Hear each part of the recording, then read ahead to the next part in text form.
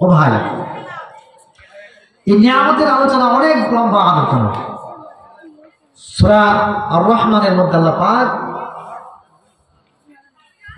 নিয়ামত সম্পর্কে আলোচনা অনেক বিশদ আলোচনা করেছেন, এবং এই আলোচনা করার পর একটু পর তিনি বলেছেন ফাবিআইয়ি আলাই রাব্বিকুমা তুকাযযিবান। ও বান্দা, তোমাকে যে নিয়ামত দেওয়া হয়েছে, তোমরা তোমার রবের পক্ষ থেকে যে নিয়ামতগুলো পেয়েছো, কোন কোন নিয়ামতকে স্বীকার করবে? উপায় আছে? হাদিসে আল্লাহর নবী সাল্লাল্লাহু আলাইহি ওয়াসাল্লাম বলেছেন, নিয়ামতের মধ্যে দুটি নিয়ামত হইল এমন নিয়ামত যেটা মানুষ সবচেয়ে বেশি অবহেলা করে। এক নাম্বার হলো মানুষের হায়াত বা জীবন।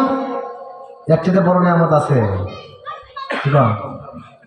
আল্লাহ পাক আপনাকে আমাকে যে হায়াত দিয়েছেন, যে জীবন দিয়েছেন নির্দিষ্ট সময় পর্যন্ত, এই জীবনটা হইল আপনার আমার জন্য সবচাইতে বড় নিয়ামত। এক নাম্বার, জীবনের দিকে তাকায়, আপনার আমার দিকে তাকায়। আল্লাহ পাক আপনার আমার এই দেহের মধ্যে, শরীরের মধ্যে কত বড় বড় নিয়ামত রাখছে। আল্লাহু আকবার বলেন। শুধুমাত্র এই যে গলার উপর দিকে তাকান,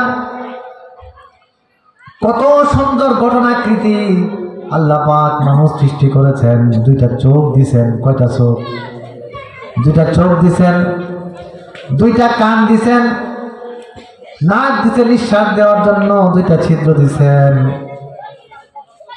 ওই মাথা দিছেন, ব্রেন দিছেন, ব্রেনের ভিতরে দুইটা অংশ আছে। সুবহানাল্লাহ বলেন।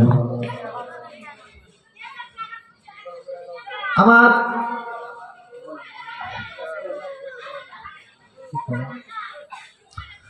আল্লাহ পাক আপনাকে আমাকে এই যে নিয়ামত দান করেছেন, এই নিয়ামতের মধ্যে সবচাইতে বড় নিয়ামত হলো, এই নিয়ামতের মধ্যে সবচাইতে বড় নিয়ামত হলো আপনার আমার হায়াত। ও ভাই, এই হায়াত তো অনেক বড় হায়াত না, ছোট হায়াত। কি বলেন? সম্মানিত এলাকাবাসী, লক্ষ্য করে শুনেন, ভালো করে শুনেন। যারা এদিক সেদিক ঘোরাফেরা করতেছেন, আজকের বরকতময় মাহফিলে, এই মাহফিলের কার জানি শেষ হায়াত হয়ে যায় বলা যায়।